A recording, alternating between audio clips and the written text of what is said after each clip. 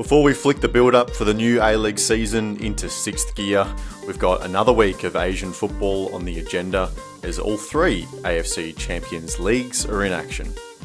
The Mariners put in a thoroughly unconvincing performance in their 2-1 home loss to Buriram United in the Champions League Elite, while Sydney FC managed to endure against Kaya Iloilo, taking the best part of 60 minutes to pinch a lead in the Champions League 2. So, whilst the boys are getting to terms with their Asian competitions, let's hope the girls can show them how it's done. Melbourne City packing their bags as they head off to Thailand for their group stage matches in the inaugural AFC Women's Champions League. Tony Popovic is announcing his first ever squad as head coach of the Socceroos, and Claire Polkinghorne, a legend of the women's game in Australia, decides to hang up her international boots on this episode of the Round Ball Australia podcast. My name is Lachlan Avil, and joining me tonight is Will Booth. Will, I know you're a little bit under the weather tonight, but thank you for trooping on. We're a little bit short on numbers today. Yeah, no, that's okay. I'll push through, and just glad I stayed awake during that Sydney game for sure. And helping us fill up the numbers tonight as well, a debut on the podcast for Matt Olsen. Matt, a very warm welcome to you. Yeah, an absolute pleasure to be here, Lockie. Keen to chat on AFC football on what was a pretty good night. Yes, it was. I've heard a lot about your supposed AFC expertise. We've decided to triple barrel you tonight with all three of the major competitions, so I'm looking forward to hearing what you got in store for us. All right, let's start with the Central Coast Mariners. It was a little bit of a troubling performance, to be honest, on Tuesday night. Has us asking some familiar questions, but will we see a familiar response? Will, we've talked about this, on the live stream and throughout the Mariners campaign so far in Asia. Obviously, they've had some of their best players ripped out of their squad. They lost a few games to start this season, at least competitive fixtures. The exact same thing happened last year, of course, and we know what they all did domestically and in Asia. But there were some, pretty valid reasons for concerns out of this game. They were outplayed. Buriram were set up very well. The Mariners really struggled to move the ball a lot past that first block, looked a little laboured and slow, and not what you want to see from their first game back at Gosford since the grand final. Yeah, it seems to be the Mariners cycle these days. Just a sluggish start after, as you said, having the amount of players leave as they did. I think it does look like Jackson's just working out how to get the most out of a lot of the signings. We've seen in the past maybe some players pick up some more unique roles in the side and maybe fill in areas where they haven't previously in their careers, but where Jackson saw something in them to play that role. So it does look like things are still being figured out on that front. Where to exactly set up, because that attacking portion of the game for the Mariners has always been their biggest strength, but it's a few jigsaw puzzle pieces too many, I think, so far right now. He just doesn't know how to exactly get the best out of them. The troubles did start from the back as well, as you mentioned, Lockie. They had a tough time playing the ball out, and it was in that back three that they set up in where Maragis would get high on the left. They were only being pressed by two Buriram players, but they just struggled to progress that ball through the line. It was quite often they were just finding McAlmont with a bounce pass, and they struggled for ideas. It was a lot of trying the same thing. Okay, we finally get it past them or around the door to Theo Harris on the right, but he'd be against two defenders. So definitely it looked like a lack of ideas in this game, which Jackson hasn't really had those problems in the past. He's usually been on the front foot and had solutions for little tactical tweaks during games to kind of work out after he's seen what the other team has offered. But the lack of that in this game definitely is cause for concern. What did you make of this one, Matt? Do you think they're going to do the same as last year where they have that ability to turn around? Because we know what kind of mentality they have at that club, but 2 seasons in a row of having your best players taken away from you is never easy. Oh, look, I think I don't want to obviously, hand out, some harsh words just yet. Obviously, you're right. There has obviously been a lot of change that the club has had to deal with. I think tactically, really, Mark Jackson's in a position where he's having to refamiliarize himself with this level and this quality of opponent.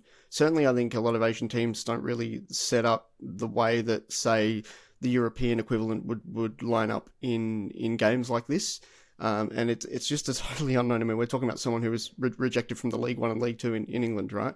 Mark Jackson doesn't know his way around the game in Asia, and I think that obviously is something that's going to be the reason why they've really kind of struggled in this Eastern Bloc to start the Champions League. But I think the thing that really just kind of gets me a little bit worried is the fact that, you know, that these countries are really, really on the rise. A team like Buriram, you know, are able to secure, you know, a lot of Australian talent, with the likes of Lion City Sailors in Singapore having Bailey Wright on their books. You know, these kinds of things are going on, and I just don't think that we're aware of the rise of clubs in Thailand, in Philippines, in Indonesia. Well, maybe not the Philippines after tonight, but I think for me, it's probably just one of those telltale signs of you know, we really don't know enough about the quality of teams we're coming up against. And I mean, for all of the widely publicised issues that the Chinese Super League has had, that's territory where an Australian club still hasn't gone and won a game. So, yeah, I'm hoping that they can sort it out. At the end of the day, they only have to finish 8th in a bracket of 12 teams. It should be something that in the long term gets done. But I really think Mark Jackson is probably asking a lot of questions after the week that's been. Just you know, he's probably quite shocked by the talent of opposition, especially when you know what the position they're in with the last ever AFC Cup. It's a night and day difference as well, which is something that he's really had to adjust to.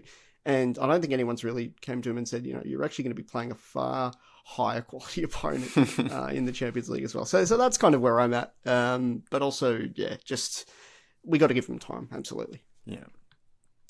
I wonder, I think when we talk about all these Asian nations and how they're, you know, kind of closing the gap to maybe the top teams in Asia or the rest of the world, I think as Australians, we usually think about that in a national team sense. And perhaps because in this country, we have such this big disparity between, you know, the quote unquote success of the national teams and the domestic league, maybe we don't think about those, you know, top teams in Asia having that same kind of trend of development. Obviously, we know about the South Koreas and Japans and even, as you say, the Chinas to a certain extent. But I'll come back to you, Matt. Do you think these kind of lower, maybe second-tier Asian nations like the ones you mentioned, the Thailand, Philippines, do you think their club scene is developing at a similar rate to what we perceive their national teams might be?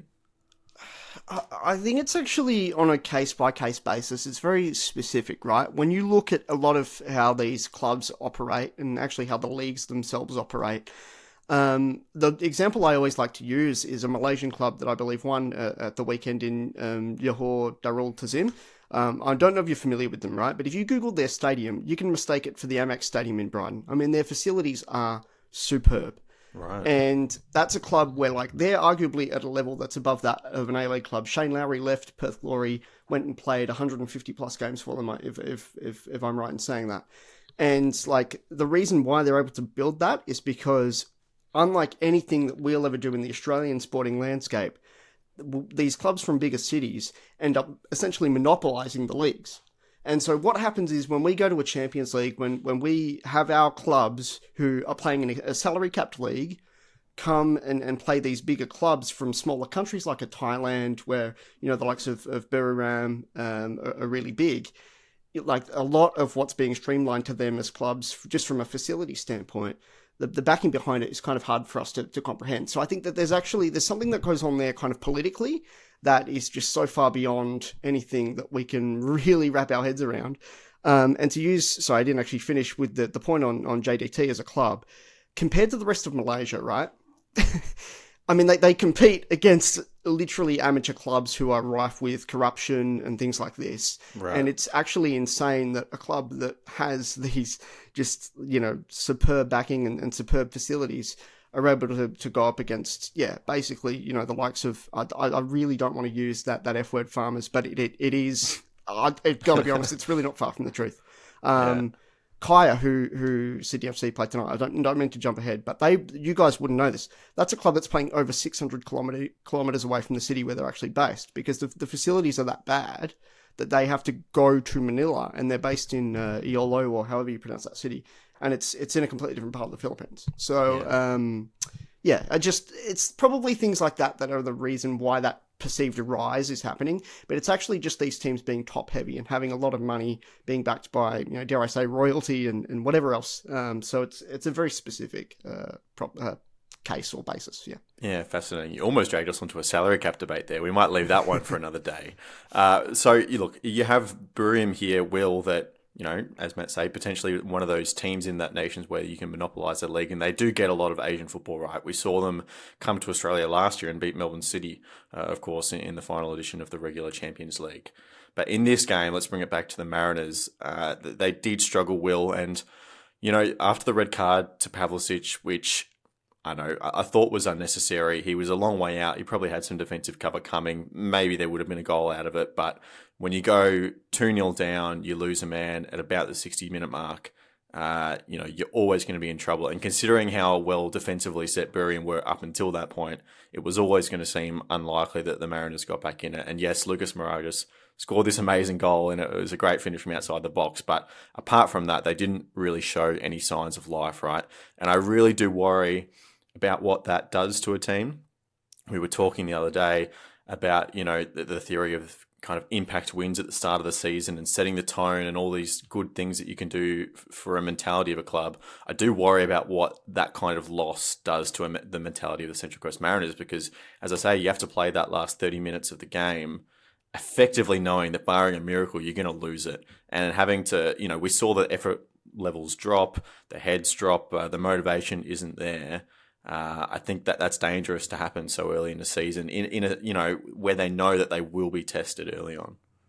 Yes, so much of the football is carried by the belief, and that adds an element of game of a level above their normal performances if they've got that belief and that mentality. We've not seen it so far this preseason. Even in the Australian Cup, it's too many faces have changed to carry that over from last season, where that belief and just this, kind of other intangible element carried them through so many games. It's nowhere to be seen, and it has to be built. It has to be built with all of these new players. And as you said, I mean, the Moragas goal makes the scoreline a lot more flattering in the end there, but it's a consolation. They were never in that. It doesn't help. I think we mentioned it on the live stream, which, as we'll get to Sydney FC later, but wins like they have had tonight will help you at the start of the season. They will be just that bit fitter and sharper mentally as well, with those wins early against lesser opposition than the Mariners here, but wins regardless. And as you said, the Pavlicic incident as well. If the ball landed behind the striker, I have no clue why he's coming out there. He's closer to the center circle than he was, the edge of his box. It was a bit of a bizarre decision, and I think, I don't know, just at that game management level as well, it's just not, never the play there. It was never the play. I don't think he had a big chance. The defensive cover was coming. There was time for the defenders to delay. It was a bit of a bizarre decision, and definitely highlights the weakness. And I think we said this on the stream as well, but that keeping situation the Mariners does look pretty dire at the moment. Matt, do you have similar concerns about the Mariners in terms of when they get into the A-League season? We take the Asian variable out of it. They've got a tough test first up, a grand final rematch against Melbourne Victory. That will be a test as well. We kind of agreed that we gave them a little bit of a pass in the Shandong game because it was early in their preseason, maybe, fatigue, fitness issues, travelling away, that kind of thing. But that's 2 in a row now, and the next game is that victory game, and that's not an easy one to roll into the season. I think the squad management part of sort of what you're touching on is integral to not just what the Mariners are going to be feeling, but I think most squads in the league will actually be up against. You take away the Juan Mata signings and the Douglas Costas of the world, and I think every single squad, because of the budgetary concerns that have come into the competition this season for very well documented reasons, are going to be a big part of the way most clubs are kind of going up against it. And I think actually it'll become comparable within the kind of first 4 or 5 rounds, to the COVID season, specifically 21, when the Mariners first bounced back, ironically enough, under Alan Stadgic, where the reason they were able to kind of find that gap and excel in the way that they did was that teams were so constrained, on a monetary basis, that they basically had to, play squads of younger players. And I hear what you're saying from that front, but I feel like if there's one club, 2 or 3 clubs that we can really bank on being good under the pump. I mean, the Mariners, historically, they have to be right up there. So, from that perspective, I think they'll actually be okay. I'd go so far as to say that there's nothing that you can look at and point at and go, that's really concerning, especially because of the way Mark Jackson built that team up from a pretty dire state the season before anyway. You have to keep the faith, and the Central Coast Mariners are a club where you can always keep the faith. Yeah, you're right. I mean, if last season proved us anything, and again, it's why we're being so hesitant to criticise them too much, is just that they have the track record, as you say. They've done it before. Who's to say they can't do it again? It will look like, however, that they may be without Trent Sainsbury for a little bit of time. It's described as an upper body muscle injury. Jackson said they were looking for a second opinion, didn't rule out surgery, which is unfortunate. One thing that we noticed in that game was that they seemed to lack a little bit of a leader at the back. Danny Vukovic obviously retired at the back end of last season. You got a young keeper in net. All of a sudden, no Trent Sainsbury. You're probably looking towards Brian Kaltak to fill that void. How adept is he at, performing that leadership role? That's one concern. But, as Matt just said, there's a lot of clubs looking around the league right now that, because they've, their hands have been forced, are going to have to work on squad rotation. They're going to have to bring in young players that don't necessarily have the experience. So, my opinion out of that is that in probably more than most other seasons, it'll really allow the coaching quality of clubs to shine through. If you have young, raw, impressionable players, hopefully, it's going to come down to the coaching ability, and Mark Jackson has proven that he can do that. They do sit 11th on the table in the Asian Champions League Elite out of 12 teams, only thanks to Olsen Hyundai going down 4-0 at the hands of Yokohama F. Marinos. There is 8 games, Will. You do have time to make a recovery. But, it's starting to get tricky. When you get 0 points, there is 6 games to go, but you don't want to be losing too many more, especially your home games. Yeah, that was the issue with this loss is, on paper it was one of the more winnable ones. Not saying that it was, they were going to smash it out of the park, but next one is a tough one against Shanghai Port, obviously. And all the next fixtures are coming, in the season where that pressure will pile up, and already a thin squad kind of looking to struggle. It looks like they will struggle, especially at the back, as you mentioned, Sainsbury just then, with those fixtures and the travel. We said that, pre-season, these are pre-season games at the moment, and so you've got to take that into consideration. But I don't know if during the season it will get a whole lot easier. It's tough to say, and obviously it's just outcome oriented there. So they'll have to pick up the form, especially with as you mentioned the early games, a victory there in the league. Not really an easy banker on paper either to kind of get that momentum going. They definitely have a tough start to the season as well. All right, let's move on to tonight's game. Sydney FC eventually running away 4-1 winners over Kaya Iloilo in the Champions League 2. Didn't have it all their own way. Similarly, actually, to Eastern in the first game, their opposition had the better of the early minutes and definitely the chances as well. This time, partly due to an Andrew Redmayne error, got the lead 1-0. And it did take them a little while to get back in it, Matt, but at the end of the day, they did run away. Comfortable winners in the end. Yeah, I mean, obviously the gaffe is a frustrating one. This is a competition where, because of the dynamics at play with better teams really being brought into the fold of the second tier, you cannot afford stuff like that happening. I know that they're going to be safeguarded by the fact that there's a top 2 in the group, and we don't really know how Sanfrecce are going to play given what's going on in the league with them at the moment. But it's one of those ones where the Philippines is one country where I'm pretty sure an Australian team can go and be guaranteed 10 out of 10 times they're going to go on soil there and play really well and win the game. They were dominant in all areas of the pitch. So, yeah, the fact that they've conceded is frustrating, but I'll be honest with you, I was texting people 1-0 down. They are going to win this by a couple goals. It was that sort of fixture from the outset. So, my reflections on it probably don't go too far beyond that. But yeah, I think it's just you've kind of seen the ability to bring some of the newer players into the fold as well. So they've got that going for them, and I think I can trust Wolfie to be a manager that's kind of going to oversee that kind of slow burn element of playing in a competition like this and manifest it into something pretty special. So there is that. Yeah, so you bring up Sanfrecce there. Of course, you talk about their league position. They're currently sitting top of the J League, but it's a very tight race between them, Vissel Kobe, the previous champions, and Makita Zelvia, of course, Mitch Duke's club. So, that will play an element, but as we knew from the start, it's going to be between Sanfrecce and Sydney as to who tops this group. Both go through, so the jeopardy isn't massive, but you still get that seeding element, so it's important in that way as well. Obviously, the big storyline from an Australian sense is Tolgay Arslan. Potentially, again, he could be given a rest. Who knows, given however they prioritise the competitions. But his return to Australia is definitely, potentially, I should say, on the cards in the next round. Yeah, it would be good to see that matchup. It did look like for a period we might have him in the league again this season.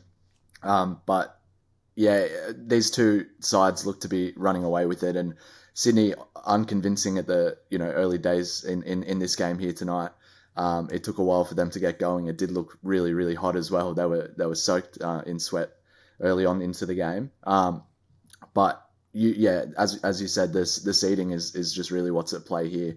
But with Mariners' performance last season in kind of this competition, they should be going far. They should be considering how they've played so far in the early games this season as well. You saw flashes here when Wahim came back on as well. They do look pretty lethal and will just take any chances they get given. They've got the players there to just finish off anything, any little sniff of it, and capitalise on that. So no, you do fancy them against bigger sides, and it looks like even when they scored the first one tonight, they really I couldn't even tell they scored because they just weren't celebrating. It just looked inevitable, as you said, Matt. They kind of knew, like, oh, there we go, that's it, broken. That's the seal broken on that one, and we're just going to come back and kind of stomp this. So yeah, no, good signs for them, and they do, even from what we've seen so far, do look a threat, and will be exciting to see them through the latter stages of this competition. The one thing I'm just going to add is it's actually really good. I don't know of a time in recent history, and obviously this is because the Asian competitions used to be a winter competition.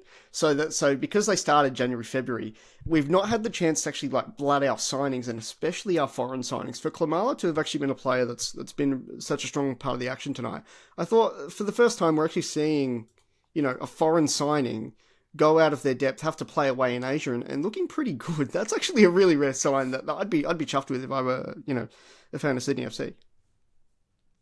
Yeah, very good point. I do remember Simon Hill, right after Kaya scored that first goal, he made a point on the broadcast about potentially the Sanfrecce players playing a little bit later in the day, keeping track of the score on their phones, maybe raising their eyebrows, perhaps seeing that Sydney FC were down a goal.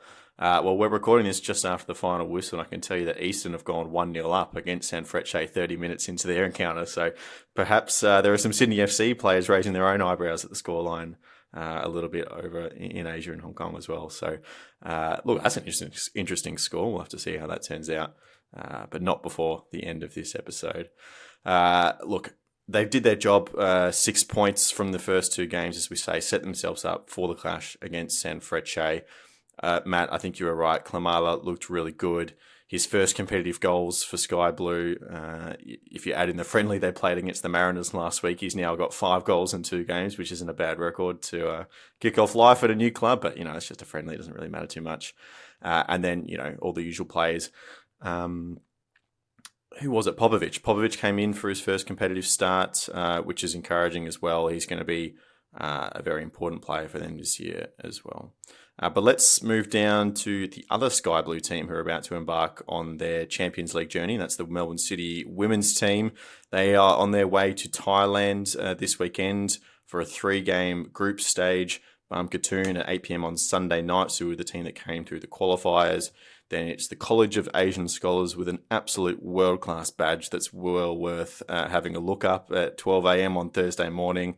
And in a funny turn of fate, the women's side from Kaya Eloyo as well, Sydney FC's opposition tonight. So they're there through 3 group stage opponents. They play a single round robin, all in a centralised format to take them through to the quarterfinals. Matt, I'm going to really test you on your AFC knowledge here, going right down into the depths. What can we expect from this first edition of the Women's Champions League? Yeah, so I mean, you say it's the first structured edition, but this is a competition that Melbourne Victory and Sydney FC have played in historically, when it was kind of all over the shop. And there was a lot of controversy, if you want to look it up, with Red Diamonds basically being denied we covered the right it plenty, to win the Champions League. And that was a whole thing. Look it up. It's fascinating. But yeah, BAM Cartoon, as I like to call them, BAM Cartoons, they played Sydney FC in Tashkent last season. And I think the final score was something like 6-7, 8-0. Just your typical kind of West Asian women's football team. They just got to sit back and absorb as much as they can. You'd expect a pretty comfortable win for City there. The Asian Scholars, I've got to be honest with you, it's one that's kind of got me a little bit miffed in terms of what to expect on the pitch. But obviously off the pitch, funding in those parts of Southeast Asia in particular it's one where I think that there's a lot of respect for the women's game, but with the way that the play, like, you learn about the players' lives and how these clubs come together, and it's a funny one. The reality of the situation is that they're going to top this group pretty comfortably, and then have to kind of make it out into a bit of a bracket where, just this is the nature of it with the AFC, is that you're kind of going to go from playing amateurs to playing Japanese and Korean sides that are far above our quality of domestic football, and there's no real in-between. I suppose the A-League women actually is the in-between in that respect. So as far as kind of what you can aspire to do in a competition like this, it's tough to get a gauge of it from the outset and say they can aim for this, they can aim for that. Because the nature of it is also that, like, depending on how the brackets and the groups shape up, it can be quite unfair, really. The Women's Asian Cup is a tournament that's long taught us that. If you look at the contrast between the quarterfinal that the Matildas lost to South Korea and who was playing in the other quarterfinals with the likes of Chinese Taipei playing the Philippines, like, in what world does that make sense? So I haven't actually shaped the bracket up for this one, and I don't know what's in the immediate future of a team like Melbourne City. But look, they won't have any issues in the group stage. That much is obvious. In fact, they will do quite well. Like, we are talking sort of upwards of 20 goals in the group stage comfortably.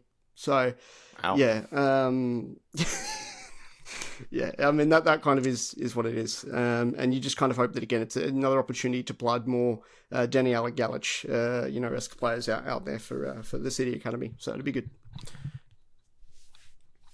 Yeah, so 3 groups of 4 teams, all in different locations. Top 2 and then a couple of third-place teams progress to the quarterfinals. So there is ample opportunity. Fair to say it would be a bit of a disaster if Melbourne City were to not qualify. But top spot is important. Matt, you obviously seem quite confident that they'll achieve that, but to get top spot gets you a seeded place in the quarterfinals, so theoretically easier opposition. But you also get to host as well, which the quarterfinals is the only stage of this competition where one of the participant teams, if you're not hosting a centralised event, actually gets to host a game of Champions League football. So that's Melbourne City's only chance. The final 4 then goes back to this centralised format as well. So hopefully the Melbourne City girls get through the group stage and bring some Women's Champions League back to Australia. Yeah, it's interesting to see those games and a good kind of time slot on the weekend. It'll be fun to see some variety in games for them and a little bit of travel for the team and, reward their performances and qualification for the competition. So, no, good to see. All right, well, just before we move on from Asia, funny story. 5 Aussies have been nominated for the AFC annual awards. You'd be forgiven for thinking that they were the 2024 awards. They are not. They are the 2023 awards. So this is the Women's World Cup year we're talking about. I guess it's good we're getting around to it eventually. Matt, the 5 nominees: Courtney Vine for Women's Player, Daniela Galic, Women's Youth Player, Graham Arnold for Men's Coach, which has a healthy dollop of irony on it now. Leah Blaney for Women's Coach of the Year, and then Ellie Carpenter as well for Women's Asian International Player of the Year. Good for our Aussies to get some representation in Asia. Yeah, I mean, it's a pretty grim list looking back at it, to be honest with you. Courtney Vine, I don't want to say she's there off the back of the penalty in Brisbane, but let's just call a spade a spade. She probably is. Galic is someone that I'm kind of really optimistic about. I think, there is a lot of good young talent that's made it out of Japan in particular into the kind of the women's Super League sphere of influence. So I'd be hard pressed to say that there might be one or two players going up against her, but I think she's looking good. Arnold, not even really going to comment on it from a 23 perspective. I don't really feel the need. At the end of the day, the way that South Korea game unraveled, basically says enough about Graham Arnold's, AFC credentials. I think Leah Blaney, I would have really, really rated Leah Blaney, but for the recent campaign in Colombia where they didn't. They didn't score a single goal. I was actually quite scathing about that for another outlet. I don't know whether you know about that, Lockie. No, you can. It's fine. And Ellie Carpenter. I mean, look again, probably just one of those things where she's up against some big talent out of Japan as well. So it's actually pretty grim reading, as you rightly point out. But we'll see. I actually do want to ask just one more question, because you talked about Japan and Korea and all the players and the teams coming out of there. I feel like at least in the last 10 years, there's always been this kind of perception that Australia was one of the first countries to really get behind women's football in a certain sense, and to some aspect that's true. Obviously, we've seen Europe really take off in the last 5 years, while Australia has stalled. Of course, we still don't have female players in our domestic league on professional 12-month contracts, which is a big issue. But the APL still openly talks about wanting to make the A-League Women's a destination league in Asia. But from the sounds of it, we've got a lot of competition in our region as well. I guess if I'm understanding kind of where you're going, you just kind of want to know what's up with the rise of the likes of Japan and South Korea in that women's sphere of influence. The fact of the matter is that I have to be very careful with how I word this, because I don't want to say that there's I don't want to say there's any sort of racism or anything like that involved, but I think there is just a ginormous cultural gap in between a country like Japan, where they don't really view themselves as having a lot in common with the Western world, and they sure as hell don't really speak any English, right? So unless a Japanese player is playing in an English-speaking country, traditionally male, female, whatever, Japanese domestic teams, they're far bigger than people in the European sphere of influence give them credit for. I genuinely, it's just a communication and it's a cultural thing. It really breeds down to the culture of a place like Japan being a lot like a Western country in some ways, but very much not really like a Western country in other ways.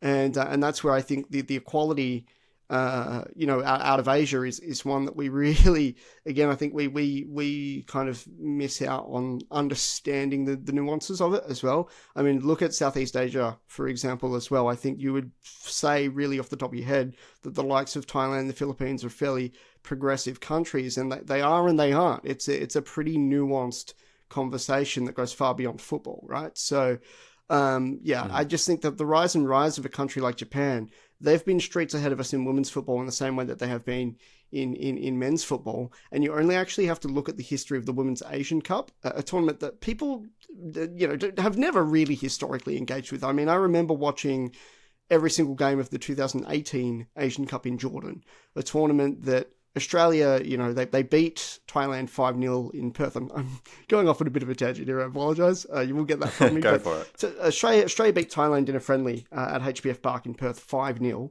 and a month later took that same Thailand team to penalties in the semi-final of that tournament. What we're talking about here is just like a really big gap in understanding the culture of women, let alone women's football in a lot of these countries. And I think that's ultimately what that kind of gap and that kind of equality and just the infrastructure that's set up for women to succeed in these countries is something that we've never really had a grasp on historically. Yeah, fascinating. All right, plenty to learn, I guess, about the women's game, particularly in Asia, and we get to do a little bit more of it with the Champions League coming up this week. It's going to be good. Let's head to the Socceroos, because Tony Popovic is set to name his first squad for the next set of World Cup qualifiers against China and Japan. Of course, we're sitting here on Thursday night. We know that the announcement is coming on Friday morning. If you're listening sometime around 2 or 3 p.m. or after, head to the YouTube channel. We're going to do a little ad hoc reaction type video. But for now, we'll have to settle with a little bit of speculation. We do have a couple of expectations per Marco Monteverde for News Corp. He reports that contact was made with Mitch Langerak, but it said that he politely declined the opportunity to return the Socceroos. Jason Guerrier is set to receive a call-up, for which I've already demanded apologies in our group chat after getting a little bit of backlash for suggesting that he might do so.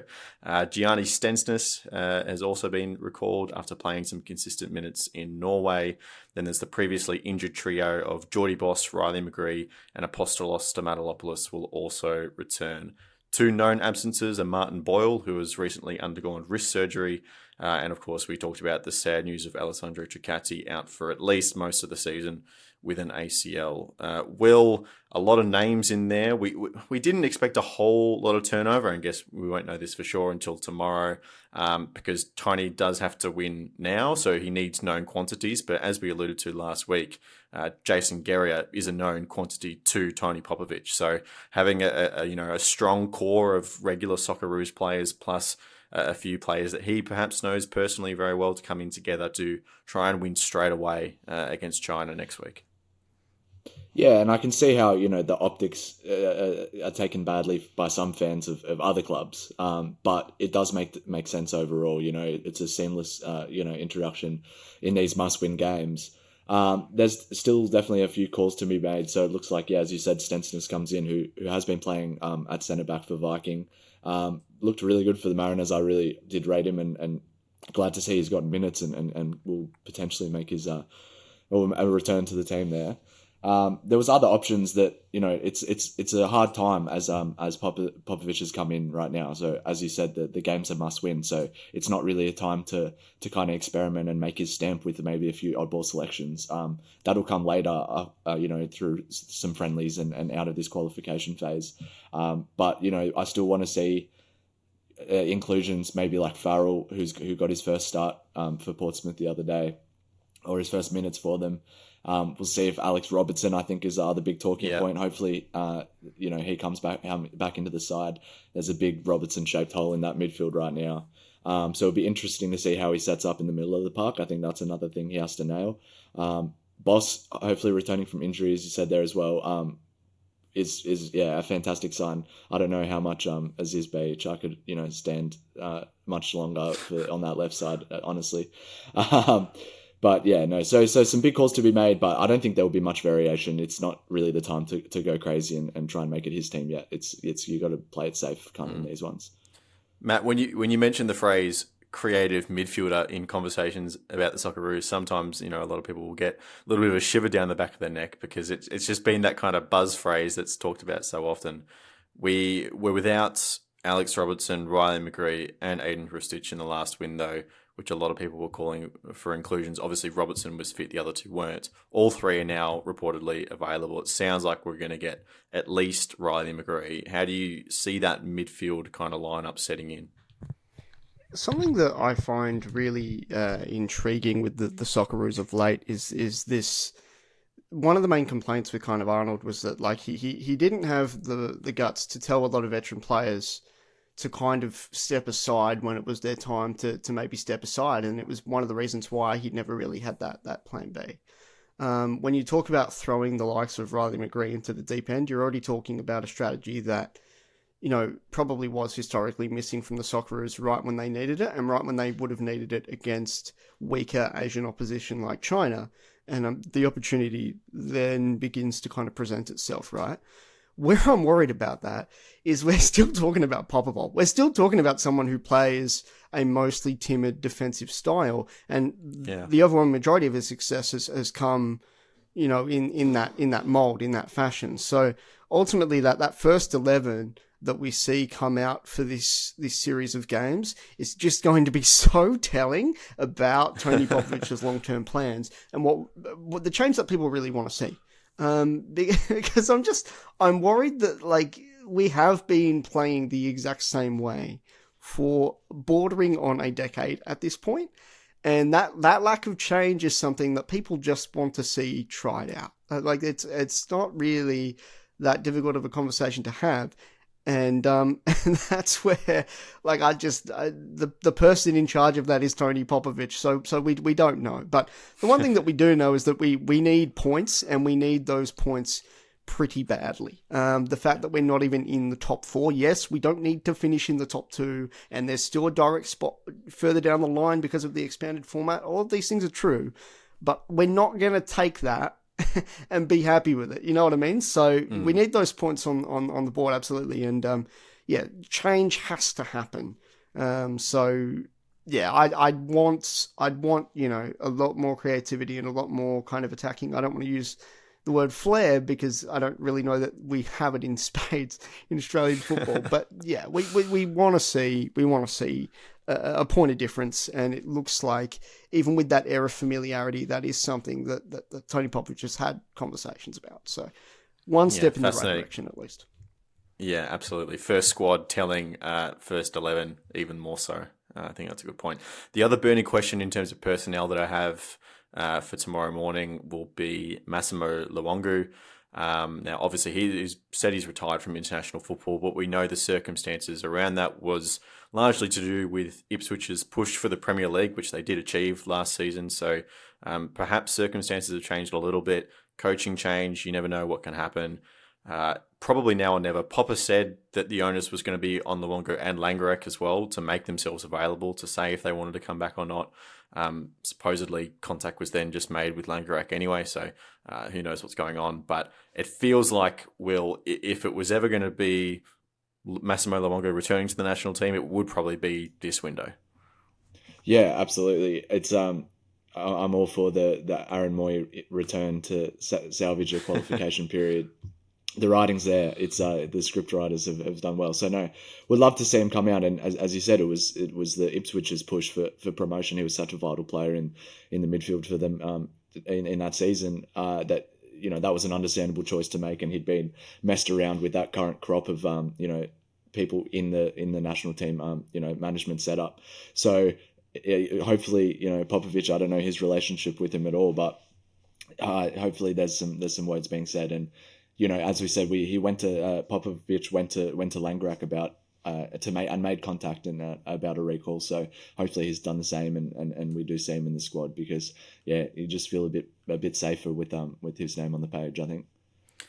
We talked on Tuesday about the staff appointments that Popovich brought in. Matt, another criticism of Graham Arnold was the kind of jobs for the boys mantra. I'm not going to play into whether that was true or not, or whatever, good or bad.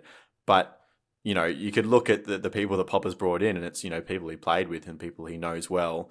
And, on one aspect, that is, the exact same thing as what people were criticising Graham Arnold for. But the other side of that coin is that, he only had 3 weeks since he was appointed to get himself ready for China. Bringing in people that you're familiar with and know how to work with surely is an advantage going into such a tight time frame. There's actually something Will just touched on about kind of the conversations and the relationship that's being had. And, one thing that I always used to kind of take note of, and I think a lot of us do, is, when Ange Postecoglou was coaching at Celtic, first thing he'd do is he would walk out to the Ryan McGowans of the world and kind of have that conversation about what it means to be an Australian here over in Europe. And they'd sit there and they'd have their yarn, on the pitch after the 90 minutes, and they would kind of go away from that, And Ange as a coach, I know that when QPR met Tottenham in the preseason this season, he's gone and had a conversation with someone I know very well in Daniel Benny, who was making his debut for Queen's Park Rangers, signing from Perth Glory, right? Point that I'm getting at here is, we have a lot of interconnectedness in the game. Like people just know each other because the Australian football community is that tight knit. And I think that interconnectedness that we have at, the playing level, the coaching level, whatever it be, that interconnectedness has always been so strong with, I'm an Australian, you're an Australian. We're doing this rare task of taking ourselves out into the brighter world of football. Where I think that, so I look at someone like a Hayden Fox who, he's been around the traps for a very, very long time. He comes from that kind of traditionalist, British embraced kind of mindset. And you're right, he is someone that Tony Popovich would know really, really well. And he's someone that fits into the culture of it. So I get kind of the nepotism element of it. But I just think that actually is us to our core. We are very interconnected people. We're very proud as Australians. I've personally never lived overseas. I don't know too many people that have lived overseas. But there's something to be said for being an Australian and working really hard and being in an unfamiliar environment, so far away from home because we're such an isolated place. And I just think that when people run those kind of lines, just think about it for a second, because these are, especially that golden generation mold of people, these are guys that at the age of 15 or 16, they were working in bloody, Woolies and playing for Adelaide City, and before you know it, they are on the other side of the world in the harshest possible environment any athlete could be, trying to break it into the Serie A, trying to break it into the Premier League, or what it be. That kind of stuff is going to give you a bond beyond anything else. And I respect the conversation. I respect where it's coming from. I respect that there's probably a lot of reasons to ask questions of the FA and their lack of kind of intent with when things like this happen. But there is a very hardened interpersonal reason behind appointments like Frank Jurich and Hayden Fox that I'm actually just not that bothered with it at all. And I can be someone who likes to be very diplomatic about these things. But at the end of the day, if we have success, like if we end up topping this group, no one's gonna care. They're only gonna care if things go haywire, and that's when these kinds of questions come out. So more to your point, I think that there's layers to it that we don't really think about when we're critical of these things. Yeah, I agree. I think my favourite scenario to that ilk is everyone criticising Tony Gustafsson when he'd send up Alana Kennedy in the final minutes of games losing, and it was always the worst possible move until she'd score a header. Then it was a good thing to do. But on that note, let's move over to the Tillies because Claire Polkinghorne has announced her retirement from international football. A stalwart of the national team, 167 appearances for the Matildas. Absolutely incredible. Selected for 5 World Cups, 3 Olympic Games, and of course won the Asian Cup in 2010.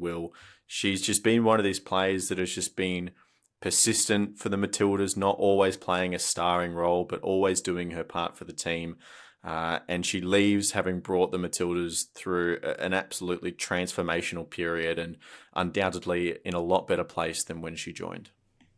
Yeah, as you said, such a key player over the years and has drifted in and out, and more recently has come in as cover for the other starting centre backs we've had, but has just always looked at the level and always been ready to fill in however she has been needed towards the end of her career here. But then, did play a prominent role for a long period of time, such a long period, and was 100 games for Raw, one of the first players, I think the first player to play 100 club games in the W League there, as it was. And so, just such an impressive player and awesome to see her evolution over the period, over the Matildas kind of lifespan that we've seen. And with Williams going recently as well, just another one of the players that have been a trailblazer kind of in the game, and awesome to see her kind of still having the impact she will have now. Do you think, Matt, this marks a big period of transition? Like as Will said, Lydia Williams going with Claire Polkinghorne, these are 2 players that have been around for so long and so crucial to this team, but the call has been there for a little while now to really blood in the new talent and get moving on a new generation of Matildas. It feels like a pivotal moment in that transition.